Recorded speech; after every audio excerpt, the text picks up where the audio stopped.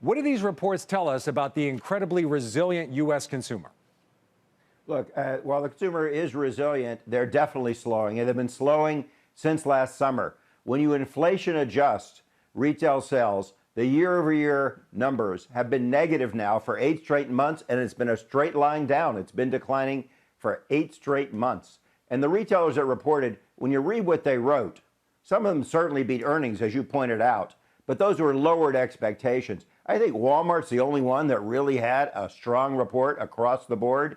And one thing I've learned after doing this for a long time, when Walmart has a 7% comp store sales gain and Target is flat, since 1961 when they both started, when Walmart does well and Target doesn't do as well, it means tough times are ahead for consumers.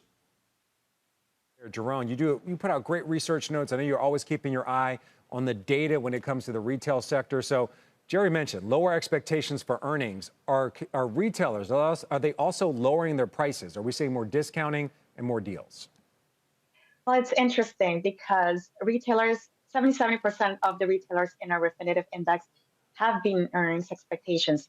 And this is mainly because the amount of merchandise on sale at U.S. malls in the first quarter dropped significantly. Refinitiv discovered a collaboration with Centric Pricing. In fact, it's come down so much to below pre-pandemic levels. And as a result, this is what's helping gross margins at the various retailers. On top of that, retailers are no longer dealing with those pandemic expenses like the high freight costs, shipping, and transportation costs, which is also allowing them to post those stronger earnings than they have in the past. So as a result, that's what we're seeing, that the bulk of retailers are beating earnings expectations. All right, very interesting. So Jerry, back over to you. You mentioned Walmart's outperformance and really strong report. Is this a sign that consumers are just weary from inflation and maybe they're starting to get tapped out? We continue to talk about how resilient they are, but are we nearing the end of their ability to continue to spend? I think you're absolutely right.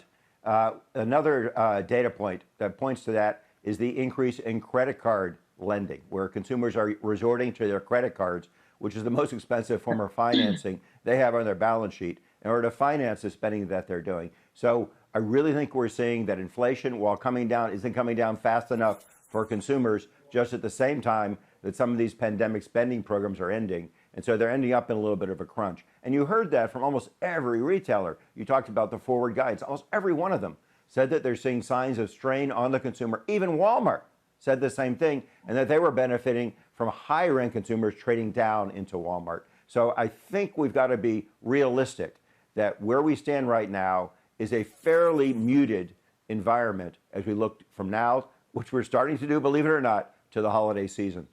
Wow, already looking to the holiday season. So Jerome, back over to you.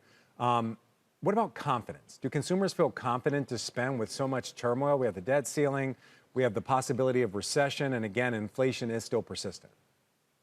Well, what's kept the consumer engaged so far is the fact that they feel very good about their job security. The Refinitiv consumer confidence has seen a slight improvement because of this, but all eyes are really on whether there comes a resolution for the U.S. debt ceiling and whether the unemployment rate remains at where it is. If the consumers start to see that there's no resolution with the U.S. debt ceiling and that their job security, that they might lose their job, that the unemployment rate starts to come up, then they're going to put their hands in their pockets and hold back on spending. So with that in mind, Jerome, is there one stock, one company we should be watching right now? So I agree with Jerry that Walmart has been the biggest winner right now, but coming up, there's still some more retailers to report.